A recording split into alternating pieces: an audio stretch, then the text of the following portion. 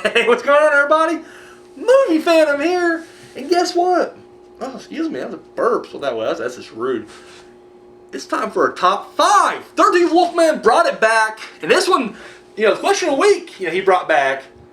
But that was a little more recent. Dude, he had that top 5 in, decades. Seriously.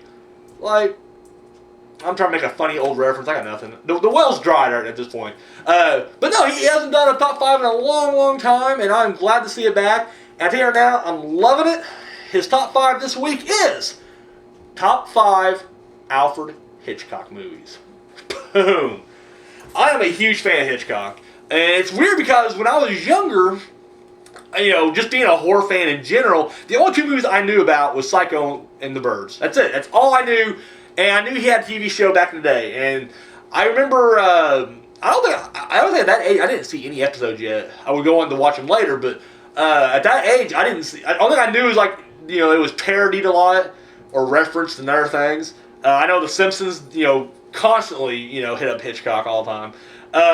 So I was aware, but once again, as a kid, I wasn't into directing or anything like that, or I wasn't into film. I was into movies. There's a difference. I know it sounds crazy, but it's I was more into just watching mindlessly, hey.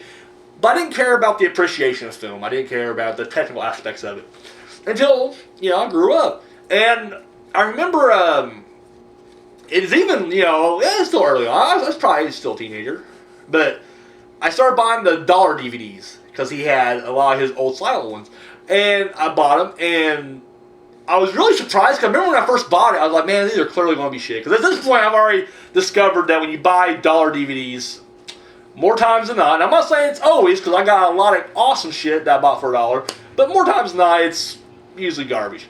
There's a reason it's $1. It's in that public domain, and it's just, a lot of times you get shit. And it was Jamaica Inn was one of them, and I was like, wow, this is actually pretty good. I was kind of shocked. And then I watched, 39 Steps, which is really good. So on and so forth. And these were all his early, pre-coming to America movies. And I was just like, wow, this is really good. And even if the stories would suck, which they, some of them did, it was his direction. He was like, wow, this guy was doing shit with the camera that no one thought of at that time. And it's just very innovative. And you're like, wow, this is really, it's good stuff. And I remember, I forget now where I bought it. I can't remember if I bought it at Best Buy or if I ordered it online. I'm blanking. But I bought the Alfred Hitchcock Masterpiece Collection. It's that big. I should have brought it out. I don't know why I didn't bring it out for the video. I'm not getting it. It's like that velvet, red velvet, box set that has I don't know, 14 movies or some shit. It's insane. It has a shitload of movies. And fell in love with it. Watched it and just boom. I was watching this one after another literally just marathons of Hitchcock. And I realized something. Even the ones I didn't care for, Marnie. I didn't care for Marnie. I know Vertigo is very popular. I'm not big on Vertigo. I just kind of But the rest of them, awesome. And literally just, I'd blow his corpse. I'd blow his corpse. That's all I'm saying. So to narrow this down to 5 was a lot harder than I thought. Because I was just like, well, it's easy to pick 5. And no, it was. I definitely had to go through, cut some shit, take some shit out. Regret it, bring something back. So here we go, without any further ado, without me milking this anymore, top 5 Alfred Hitchcock movies. At number 5, this is on your list, my man, The Trouble with Harry. Loved it. Oh my god, the first time I watched it, alright, so I'm going through, the master of suspense, the master of thrillers. I'm going through all his movies, right? And as I'm watching them, they're all, it's all, dark and, the man, or the wrong place at the wrong time, those kind of shit. And I come across The Trouble with Harry. Now I'm just thinking it's going to be the same thing. I had no prior knowledge of most of these movies going into them, which I think is brilliant. I think that's the way people should go into it. Literally, just don't research a movie, just fucking watch it, and So I throw in The Trouble with Harry, thinking we're going to have another murder mystery or whatever. And dude, fucking comedy, and I was rolling. I was like, oh my god, just fucking brilliant. Big fan. Fell in love with it right away. In fact, there's a college town, a good 20 miles from where we live, and they have a cinema that always show old movies. And I kicked myself in the ass because they had it playing up there. They actually had a whole Hitchcock night. Most of the shit was already sold out. That's what's crazy. Is I go up there to watch Psycho sold out, and The Birds was sold out, and something else. But Trouble with Harry wasn't, and I was like, and I held off, and then I literally tried to go up there like the day of, sold out. I was like, oh, fuck, why didn't I get tickets before? And I forget the reason now. Either way, I kicked myself. But yeah, the Trouble with Harry, number 5. Number 4, gotta go Rear Window. Literally watched this as a kid. I was probably in junior high. Yeah, I was in junior high. And I remember, and it's funny because you even mentioned, like, you know, one reason you don't really care for it that much is because it's all kind of shot in one location or whatever. And that's what I loved about it. And I'm surprised. Like, if you would have asked that junior high phantom, hey, I got a movie for you where a guy sits in a wheelchair and just looks out his window for like an hour and a half, 2 hours. I mean, some shit goes on over there, but that's the movie. You want to watch it? I'd be like, no, go fuck yourself. I ain't watching this. It was on Encore one night, and I forget, I missed like the first 10 minutes or something like that of it, but as I fell on for whatever reason, I'm stopped, I'm doing homework, I don't know what I'm doing, I'm not paying attention to it, but my eye keeps going back to it, and I'm like, son of a bitch, like, this is brilliant, and literally suspenseful as fuck, and you wouldn't think so, like I said, it's all shot pretty much from like one room. That's the vantage point. It's all in that one room. But dude, oh, and when he sends, who's the chicken at? Was that Grace Kelly? I don't remember. That's bad, I know. I think it was Grace Kelly. Anyway, he sends her over. And she goes, you know, and dude, the dude comes back home. Holy shit, I was on the edge of my seat the whole time. And this is me as a kid. Like, me as a kid who doesn't really give a shit about films, but just loves to be entertained by movies. And dude, I was entertained as fuck. Loved it. Number 3, Psycho. Do I need to explain? Psycho. It's awesome. It's fucking awesome. And another one of those that I did. Now I watched that very young because I was just a big horror movie junkie as a child. But it was one of those that I knew nothing about it prior to going into it.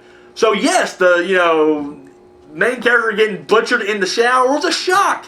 Once again, you couldn't pull that off today. Like, I mean, not the movie, I'm talking about just the feeling, like, because it's a classic. And I was lucky enough, even though I watched it decades later, to go into it knowing nothing about it, and it just blew me away, and I loved it. And it left an impression on me. I was still a fan to this day. And I already had the DVD over there in the box set, and I went out and bought the 2-disc special edition or whatever because I just loved it so much and wanted more special features and shit. So, yeah, Psycho, fucking awesome. Number 2, The Birds. Holy shit! I'm a horror movie guy, and my top 5, and we already went through both his horror movies. Oh, what could number 1 be? But The Birds is awesome. And in fact, I'm not going to go talk about it because I've already reviewed that. I forget how long ago it was, but I did a review on it, which is awesome. Check it out. Yes, I mean, it's great. It really is just awesome. And that's just another one of those that it's slow mounting tension. I mean, it starts off pretty much like a romantic comedy almost. Like, this girl meets a guy in a bird store and then decides to go follow him out, to, was it Bodega Bay or some shit like that, and pal around, but then fucking birds attack, and you're like, holy shit. Love it. Just awesome. Number 1. What is my number 1 Alfred Hitchcock movie? Watch this movie and love the concept of how he shot it right off the bat. Like, at first I'm just like, I see what he's doing. Like, holy shit, this is brilliant. And then just the story itself is so intriguing. And once again, it's all taking place inside the apartment. Rope. Love Rope.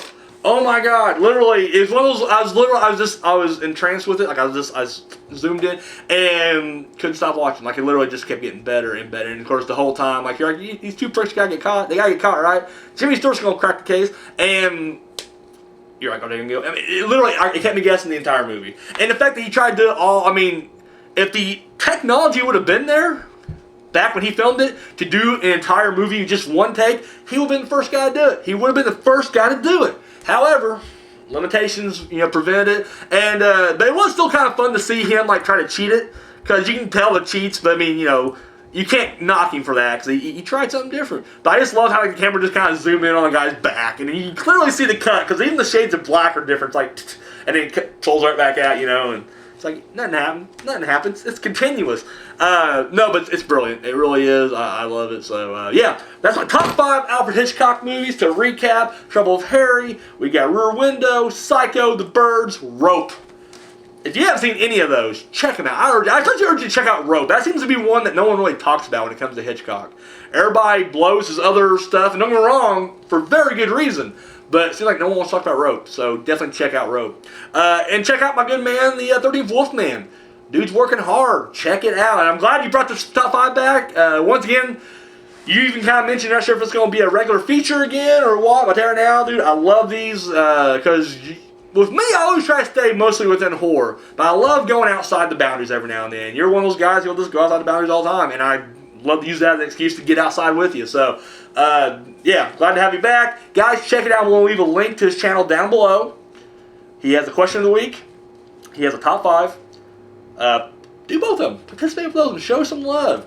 And then he also does, throughout, once a week, I believe, he does a sit-down where he does an interview with, an actor and actress or a director from indie horror. And has some really good guests on there. I urge you to check it out. And, yeah, that's all I got. So, hey, thanks for bringing it back.